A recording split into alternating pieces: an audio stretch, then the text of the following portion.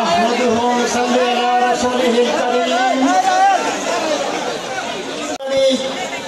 এবং কর্মীবৃন্দ, আসসালামু আলাইকুম রাহমাতুল্লাহি ওয়া বারাকাতুহু। আমি আবার সালাম করি।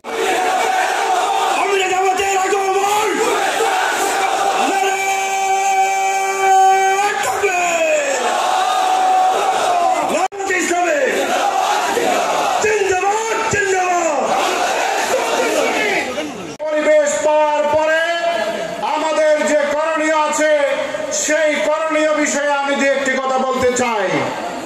আল্লাহ পাক রব্বুল আলামিন জুলুমের শেষ সীমা অতিক্রম করার কারণে কিন্তু আমার শহীদদের রক্তাক্ত এই জনপদে এখনো ইনসাফের রাষ্ট্র কায়েম হয় নাই, এখনো বৈষম্যহীন কল্যাণ রাষ্ট্র দীর্ঘ সংগ্রামে অবনীত হতে হবে। সম্মানিত ভাইরা, আল্লাহ পাক বলেছেন এই সমাজের জন্য কাজ করব, এই দেশে রব্বুল আলামিনের হুকুমের প্রতিষ্ঠার জন্য আমরা চেষ্টা করব।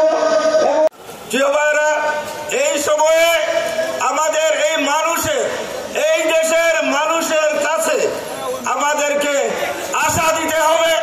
প্রিয় ভাইরা, আমরা ধৈর্যের মানবতার সেবায় মাথায় হুলিয়ে নিয়েও মানুষের কাছে পৌঁছেছে। আমরা সেই সিদ্ধান্ত নিতে যাব। আমরা প্রতিদিন ঘরে ঘরে পাড়ায় পাড়ায় মহল্লায় মহল্লায় পৌঁছে দিয়ে এদেরকে একটি সুন্দর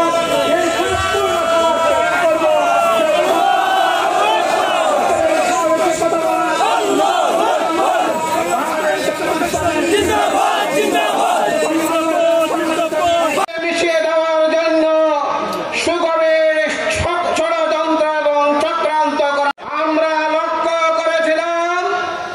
তারা এমন একটা পরিবেশ সৃষ্টি করেছিল, ভাবে পারত না, রাতের বেলা বাসাতে থাকার কোন নিশ্চয়তা ছিল না।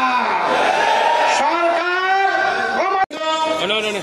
এবং আমার সঙ্গে উপবিষ্ট আত্মার আত্মীয় একান্ত প্রিয় ইসলামী আন্দোলনের নেতা কর্মীবৃন্দ, প্রিয় নির্যাতন নিষ্পাষণ করে 20 কোটি মানুষের অন্তর থেকে জামাত শিবিরকে বিচ্ছিন্ন করা যায় না।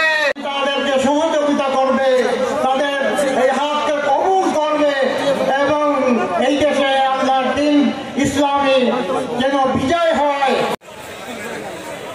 সেই সম্মেলনের প্রধান অতিথি হিসাবে উপস্থিত হয়েছিলেন শহীদ মাওলানা